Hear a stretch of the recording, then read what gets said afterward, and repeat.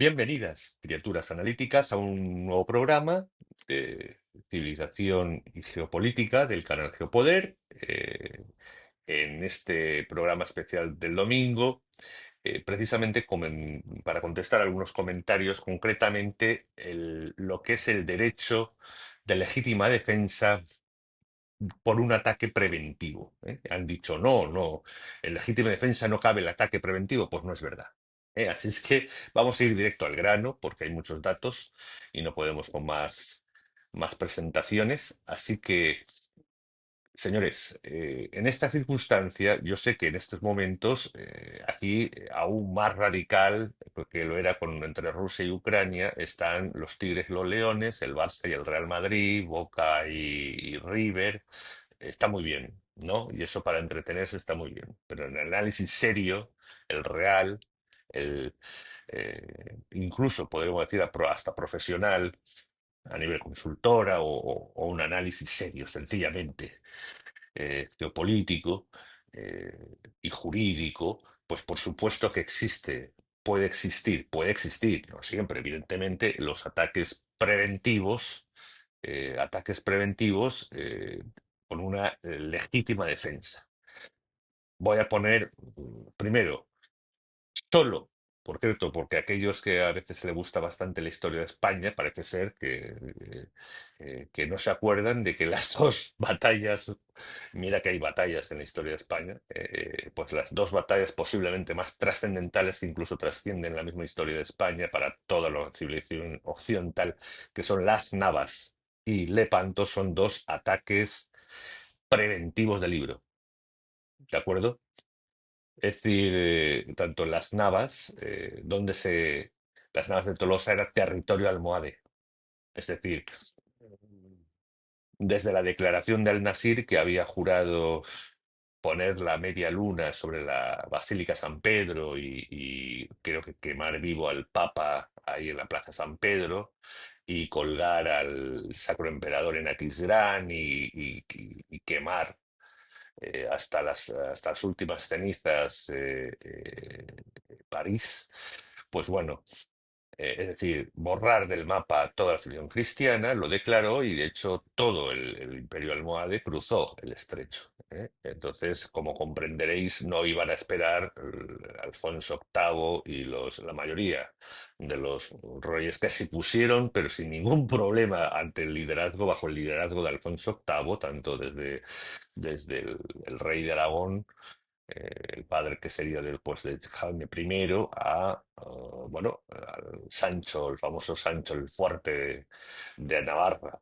Bueno, pues ¿dónde fue la batalla? Pues necesariamente, obviamente, ante un hecho abrumador e inminente, que son las dos condiciones jurídicas que ahora vamos a ver, pues evidentemente se movilizaron. Es un ataque preventivo de libro ante una amenaza, además de subsistencia, de dejar de existir directamente.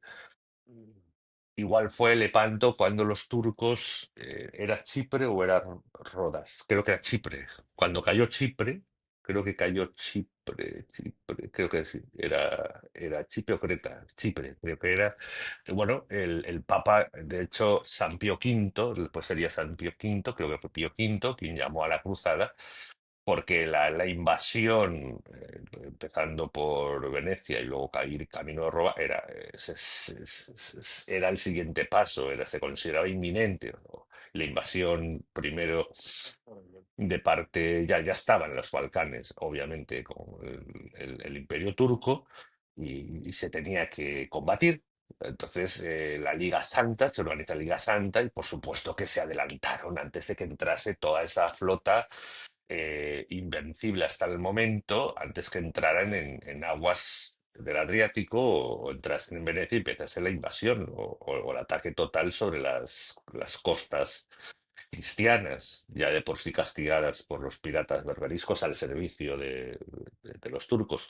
Entonces, y si vamos, encontraron en Lepanto, en Grecia, pues porque eso se encontraron allí. Que si hubiesen tenido que ir al Mar Negro, pues se iban al Mar Negro. Y si hubiesen tenido que ir al Bósforo, se iban al Bósforo. O sea, es un ataque preventivo de libro, ambos. Pero es que Además de eso, tenemos que en Roma, en derecho romano, el Senado Consulto del 153 a.C., precisamente se hizo un Senado Consulto por el Senado en la cual acabó declarándose la guerra a los celtíberos por el conflicto de Segeda. ¿Por qué? ¿Qué era ese conflicto? Pues precisamente algo parecido. Se les negaba la construcción, el terminar una construcción, una muralla que había sido derribada en su momento, una muralla que no estaba cerrada. Entonces los celtíberos seiranos lo que hicieron fue reforzar la muralla, no construirla, no restaurarla, sino reforzar lo que quedaba en pie y poner simpáticas palizadas de madera por delante de las zonas que estaban libres entre parte de la muralla de piedra y lo que era propiamente la muralla y que estaba abierta. Literalmente, el Senado Consulto dijo, la letra de la norma ha sido respetada, pero no así el espíritu de la norma. Es obvio que las intenciones son guerreras, ¿sí? Es decir, es una obviedad, porque no había nadie más en que enfrentarse en España que no fueran en ese momento los romanos. Entonces, si tú reforzabas tu muralla y hacías sistemas defensivos paralelos o alternativos, como empalizadas, pues cerca, aunque no directo cerca de las partes abiertas de la muralla, pues evidentemente no serán de adorno. Entonces, el espíritu de lo que era el acuerdo con los celtíberos del 157 a.C., de 4 años antes, el Senado, por Senado, el Senado consideró que era violado. Entonces, por cierto, comenzaba posiblemente una guerra del tamaño de la Segunda Guerra Mundial, pero en la antigüedad. ¿Eh? Las guerras celtíberas, 20 años que concluirían en una guerra total que le costaría a Roma su régimen.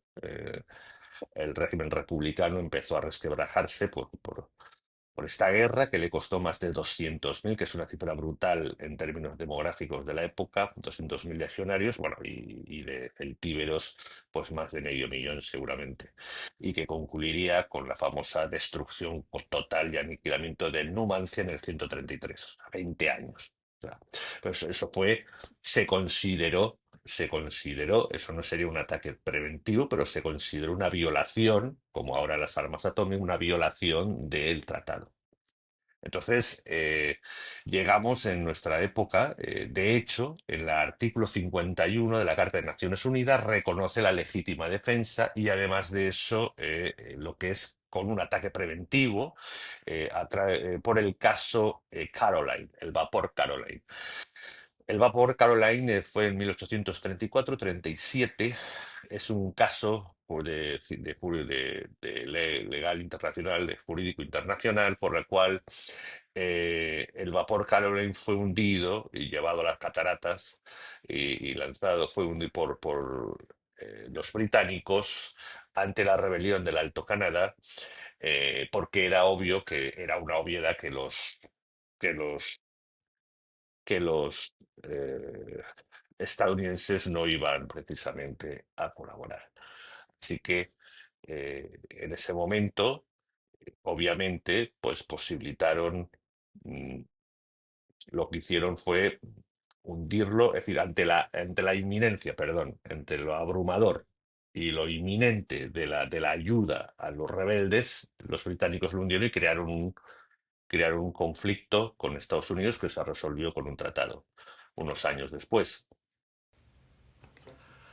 Así, en definitiva, por el derecho internacional actual, vigente, sí que es posible el ataque preventivo, repito, por el artículo 51 de Naciones Unidas y el caso, por el precedente del caso del vapor Caroline. Teniendo, si tiene la inminencia y un ataque abrumador e inminente.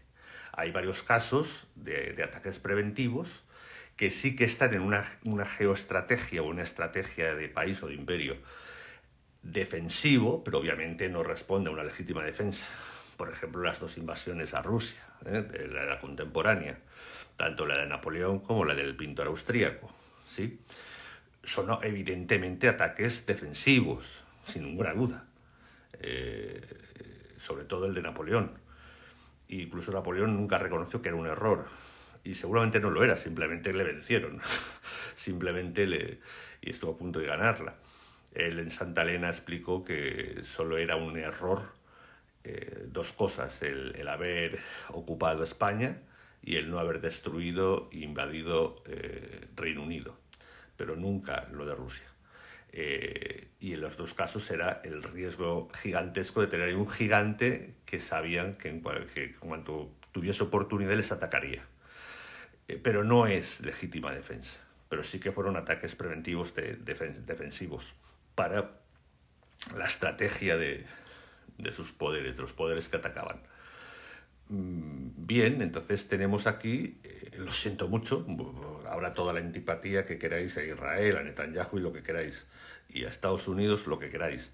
La realidad es que sí que hay el elemento abrumador, dos cosas, legislativamente, perdón, jurídicamente.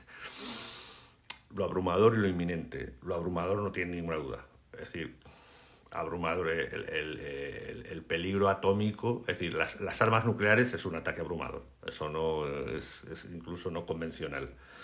Pero aquí el tema está en lo inminente.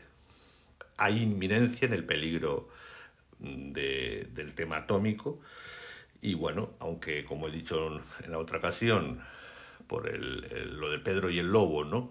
No creamos, y tenemos mucha razón, porque ya he explicado bueno, lo cuestionable que es la moral y la ética, y sobre todo la trayectoria de Netanyahu, que ha dicho también muchas trolas, ¿no? Muchas falsedades a nivel de temas internacionales.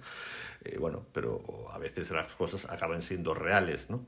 Y en este momento, pues yo ya lo leí, este informe de la IAE, no, la IAEA, del 31 de mayo, indica que Irán ha aumentado su stock letal de uranio en recaudaciones por encima del 60%, evidentemente es entre el 3 y el 5 para fines pacíficos, entre el 3 y el 5 está por encima del 60, lo que reconoce Naciones Unidas, Netanyahu habla del 80, pero bueno, según el análisis del Instituto para la Ciencia y la Seguridad Internacional, análisis de la IAEA de mayo de 2017 de mayo, Irán está ya en 408, pasaron de 274 a 408 kilos y por encima del 60% en apenas poquísimos meses. De hecho, cuando se ha intentado atacar sobre el tema de Tulsi Gabbard, ¿no? La directora de inteligencia, que primero dijo, no, eso lo dijo, se ha tergiversado como siempre la mass media, atacando frontalmente al gobierno Trump. Eso lo dijo en febrero, en realidad, febrero o marzo, Tulsi Gabbard. Ahora lo están repitiendo como si fuese nuevo. Y los datos en el que apoyan definitivamente la política y la intervención que está haciendo quirúrgica a modo de Reagan en el Golfo de Sidra, desde el Golfo de Sidra a Trípoli en los 80 contra Gaddafi, totalmente legal, por ilegalidad de Gaddafi, pues lo que prueban precisamente es que los informes han llegado entre el 15 y el 25 de mayo. Por lo tanto, precisamente ha tenido que salir Tulsi Gabbard a decir, no, si yo no estoy en desacuerdo con... A mí me pusieron unas declaraciones que de la información que teníamos en febrero, cuando yo lo declaré en marzo, pero con los informes de mayo y no de Israel ni de Estados Unidos, sino de los institutos reconocidos por Naciones Unidas, es una obviedad que es una realidad. Y dirán, ¿y por qué no va a tener derecho? Pues porque hay resoluciones en las cuales la comunidad internacional, como ya expliqué, y Naciones Unidas, no tienen prohibido a Irán el poder tener armamento atómico. Y se tiene prohibido. Por lo tanto, es totalmente a derecho, es totalmente riguroso jurídicamente, se atiene a derecho el que Israel haya atacado en estas condiciones. Y eso puede sentar bien o mal, pues la realidad. Va más allá, como expliqué, la estrategia del Peloponés, la estrategia de Esparta, de tratar de imponer un régimen. Eso ya es un añadido que se toma Israel pues en su legítima defensa de un país que ha sido declarado a ser borrado literalmente del mapa por las autoridades, no por un café que se tomaban, no, por las autoridades de un país que es Irán, que en su ley positiva explica el exterminio o la desaparición de otro país. al margen de que la gente le caiga mal o considere que ese país no debería existir. Bueno, lo cierto es que sí que existe, está reconocido en la ONU legalmente tiene millones de habitantes y resulta que tiene derecho a existir, lo queramos o no. De acuerdo. Y ese país demuestra que ha llegado a un grado en la que, a través con la ley internacional que he explicado, puede aplicar en la legítima defensa en ataque preventivo. A su vez, Estados Unidos ha hecho exactamente lo que tenía que hacer. Trump cumpliendo lo que era incluso su palabra antes de ser candidato en 2015, en 2011, ya todavía como empresario, no político, ya decía que Irán jamás, o sea, no se ha desviado para nada en lo que si insiste en la intervención en los ataques de Brickbuster, ¿no? Esas bombas de destrucción que solo tiene Estados Unidos, y mientras se circunscriba y no entre en exigir el cambio de régimen, eso ya sería una intervención, evidentemente, es decir, pero mientras se circunscriba a lo que es exactamente apoyado por la ley de Naciones Unidas, la ley internacional, en estos ataques de destrucción de la principal fortaleza que la que Israel no podía, solo tiene ese armamento en todo el planeta. Las Brickbusters, los destructores de búnkeres a 40-50 metros, Estados Unidos, mientras se circunscriba a esos temas jurídicos, pues está cogido a derecho. ¿Sí? Entonces, lo siento, pero es así. Es así. Y de hecho, incluso en sus declaraciones, Trump está poniendo límites al mismo Netanyahu, porque le está diciendo, no, ahora quiero paz. Estamos interviniendo, estamos atacando lo que está fuera de la ley internacional, pero quiero paz. Y le doy la oportunidad a Irán. Si Irán no lo coge e insiste en sus amenazas y encima las materializa, pues entonces tendrán todo el derecho del mundo de continuar esa escalada. Bueno, esa es la realidad y hasta aquí, hasta la próxima semana. Y ahora tenemos este domingo la píldora geopolítica. Un gran abrazo.